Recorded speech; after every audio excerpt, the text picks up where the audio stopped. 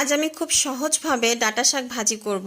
ডাঁটা শাক নিয়ে এসেছে বাজার থেকে, আর এই শাকগুলো অনেক ফ্রেশ।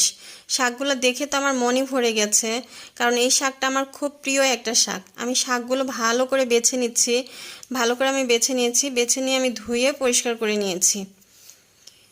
এই যে এই শাকগুলো পরিষ্কার করা শাক, দেখেন কত সুন্দর লাগতেছে এই শাকগুলা, এত সবুজ। আর এই শাক ভাজিতে তেমন কিছুই লাগে না, শুধু পেঁয়াজ, রসুন আর কাঁচামরিচ দিয়েছি।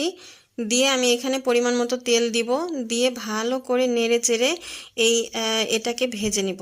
আমি একবারে কালো কালো করে ভেজে নিব, কারণ শাক ভাজির পেঁয়াজ রসুন নাকি কালো করে ভাজলে খেতে খুব ভালো লাগে। ভাজা হয়ে গেছে, আমি শাকগুলো দিয়েছি। এখানে আমি সবগুলো শাকই দিব। দিয়ে এখানে আমি সামান্য পরিমাণের আদা রসুন বাটা দেব, আর পরিমাণ মতো লবণ দিব। পরিমাণ মতো লবণ দিয়ে আমি 5 মিনিটের মতো ঢেকে রেখেছিলাম। ঢেকে রাখার পরে এই যে দেখেন পানি কতগুলো বের হয়েছে, আমি কিন্তু একটু পানি দেইনি।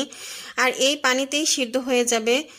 শাকে পানি দিতে হয় না, অল্প যেই পানিটা বের হয় এই পানিতেই সিদ্ধ করতে হয়। আর ঢাকনা খুলে যদি শাক ভাজি করা হয়, শাক ভাজিটা সবুজ রঙের হয় আর খেতেও খুব ভালো লাগে। বেশি পানি পানি হয় না। আমি ঢাকনা খুলেই নেড়ে চেড়ে এই শাকটাকে ভাজি করে নিচ্ছি। এই যে দেখেন পানি শুকিয়ে গেছে, এখন একটু নেড়ে ভেজে নিব। এই শাকটা কিন্তু একদমই সবুজ আছে, এই ধোয়ার কারণে হয়তো বোঝা যাচ্ছে না। এখন দেখেন আমার শাক ভাজি হয়ে গেছে, আর এই শাক ভাজি অনেক মজা হয়েছিল। এই শাক ভাজিটা খেতে খুব ভালো লাগে।